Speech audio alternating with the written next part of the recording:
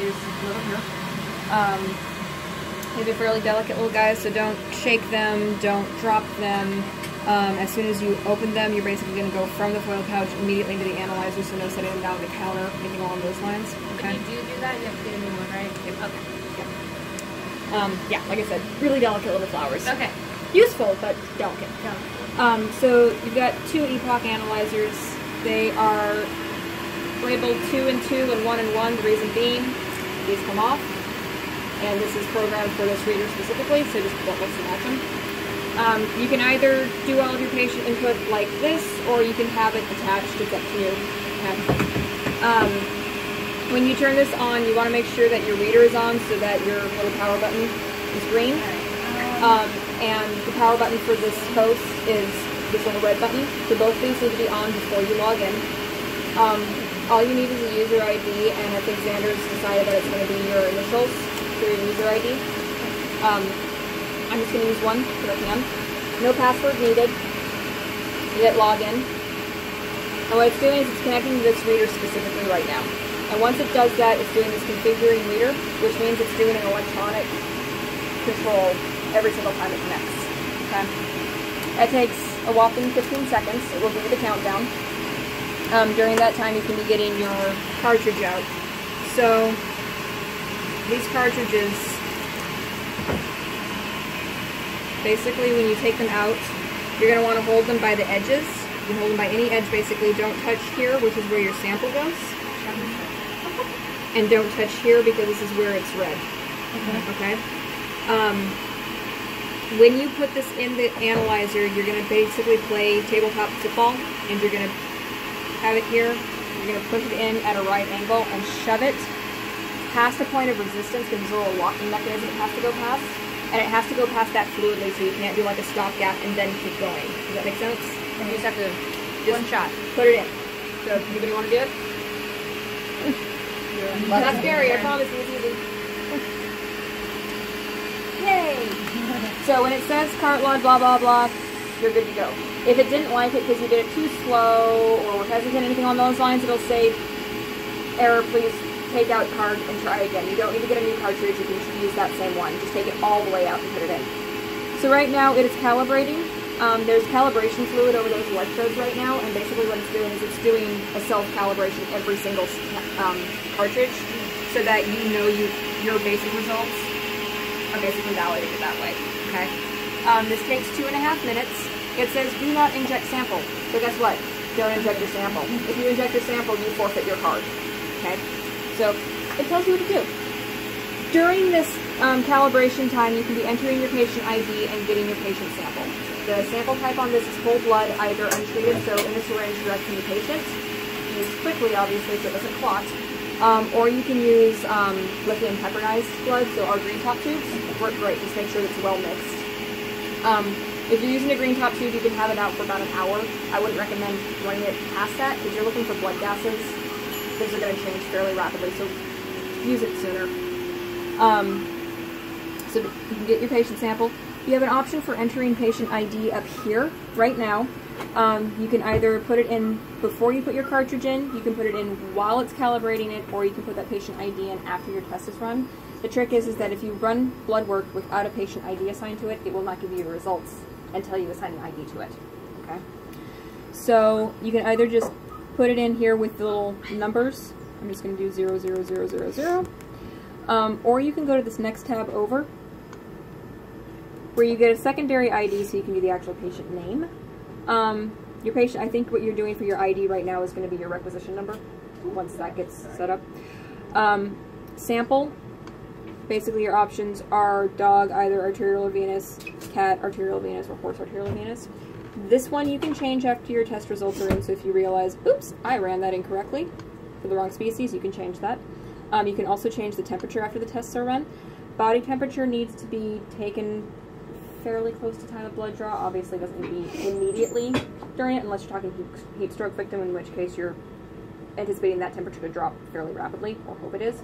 But if it's a regular stabilized patient, temp stable, you can use your time of onset that they come in for your triage.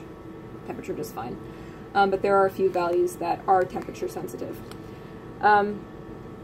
So once you have this bit of information in there, yes, you can run it without giving it an actual species, but it's not going to give you any abnormal flags because it has no idea what the reference range you're going for is. Okay. So you go back to this cute little first tab, it's still calibrating, and then it beeps, and now it says inject sample, and it'll give you time left to introduce, which is 450 seconds. Basically, you have 7.5 minutes. If you haven't gotten your sample by this time, go get your sample. If that countdown goes to 0 before you've introduced your sample, you've lost your card. You get to get a new one. Okay, so it is a timing game, but ideally blood gases should be. So if you were going to draw it from a patient, you just need a TV syringe and needle basically, and you really only need just above the 0.1, but I would always, if you can, draw up to 0.3 so you have a little bit of a buffer zone on both sides of your sample. With regards to how the sample, if this was from a patient, if you have that little wonderful vacuum bubble right there, don't flick this to try to get that gone because you're going to be disrupting your blood gases. That's why I like the buffer zone. Okay. If you pull this up from a green top tube, basically mix your green top tube a little bit before pulling it up, and then just, again, don't try to get that first little bubble out of there, just use what you've got in here, okay? You're always going to discard your first drop, so when you take the needle off the syringe, you're just going to go over the trash can and toss one drop. Sorry. This is then going to fit into this cute little well here. What you're going to do is you're going to push this down there and give it a 1/4 of a turn. And just briefly let it go just to make sure that it stands up. That means that you have a good seal if it stands up, basically. You don't have to run it with, like, just in free fall. You'll be able to actually grab that and support it when you're putting in the sample, but just, you want that seal there. Next, you're going to just dispense this plunger down, and what you're going to do is look for, at this little U-bend, you're going to see a flash of fluid go through that, and then you're going to see your sample go through that. Ideally, if you see that just that flash of fluid and an air bubble before your sample, you're fine, you've got enough sample in there. You can push farther to keep getting some of your blood flow through that sample window, that's fine. But you want that change to coincide with an auditory beep that you hear on this analyzer, which gives you about a second. Okay, so you don't need to be Hulk smash style, otherwise you risk messing up your seal here, but you don't want to be super, super, super slow about it, otherwise you're not going to get good results, and it will tell you that. Okay. So basically, if we're injecting the sample, it's going to be, I like my thumb. So there's that window flash, blood just started, there's an air bubble there that you can see. You can start seeing blood sample, that's fine, okay? And it beeped. You just want to make sure you have some change in that while it beeps, okay? Once it beeps, stop putting in your sample. It doesn't need more. You can leave your syringe there while it's calculating. It's going to calculate your results in about 35 seconds, and you can do the countdown timer. So it'll read it in 35 seconds. It takes 10 minutes for it to do all of its little calculations, 10 seconds to do that, and then it'll give you your results actually on your screen. Okay. Where does it print? So look at that. It'll print. But you have to log out and actually have it connect first. So okay. So when that little noise basically means that internal lock released. So as soon as you hear that, basically you can take your syringe and you can take your cartridge out. And so you can see here that I got enough sample in there, no air bubbles, and this is where that bigger air bubble was starting to go down. And you can see that I used less than 0.2 mils in that sample, and I could have gotten away with less than that because of where that first air bubble is. Okay? So if you're really, really pushing your luck, a little bit over 0.1, but ideally get 0.3. Okay, this is your nice buffer zone. And then you can just discard this. So your results are going to be all kinds of cattywampus because this is a refrigerated sample, and it is not like refrigerated, not warmed blood. But it gives you your gases on one screen, and basically anything that has a T next to it means that it was calculated with a T, so you have two different pHs that are slightly different based on temperature. Okay. Your next tab over is your chemistries. This is also a purple top sample, so it can't calculate certain things, which is why you never want to use EDTA. You will not get calcium results that are at all validated if you're lucky enough to get them at all. One tab over further is your metabolites, and your lactate is going to be one of the things that changes the fastest. So it's one of the reasons why if you're looking at your lactate, you want to run this as soon as possible. Okay. So from here, you'll notice my patient ID has grayed out because it now has results assigned to that ID. But I can go to this tab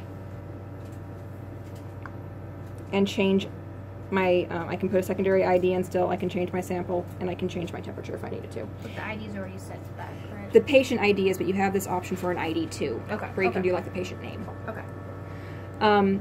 Once, if you make any changes here after you have test results, you have to hit the save button. It'll seem like it's taking forever to save, but it's because it's recalculating everything. Okay. Once you have everything that you want to make sure that this program with the little dots is up. This is your EDM Lite program. This has to be opened for this analyzer to send results to it. Okay. And you have to be in this room for it to do that because it's connected via Bluetooth. But since you guys are getting your printed results anyway, that makes sense. So you hit the X button, and what it's doing is it says connecting to EDM. And while it's doing that, it's syncing.